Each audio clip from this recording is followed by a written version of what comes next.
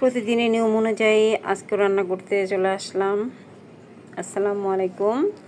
আজ আমি শিং মাছ ভুনা করব।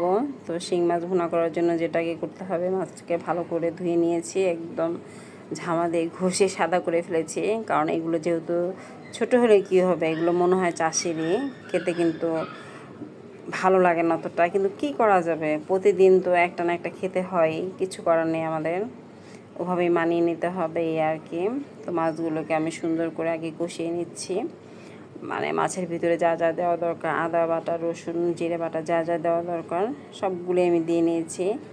আর বেশ ভালোভাবে না কষালে দেখা যায় মাছের ভিতরে সহজে মশলা যেতে চায় না, খেতে ভালোও লাগে না আর কি। তাই বেশ ভালো করে আর কি কষাচ্ছি।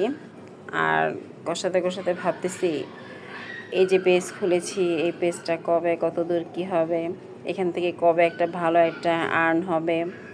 সবারই মনে হয় একই টেনশন, রান্না করি আর ভাবি এই যে কষ্ট করতেছি, এটা আসলে এটার ফলটা কবে ভালোভাবে পাবো জানি না। কি করব, করে যাই, দেখি কবে সফলতা আসে। সবাই আমার মতো মনে হয় সে অপেক্ষায় করতেছে। তো রান্না করি আর ভাবি, ভিডিও করি, যে সবাই তো মনে হয় আমার মতোই কষ্ট করতেছে।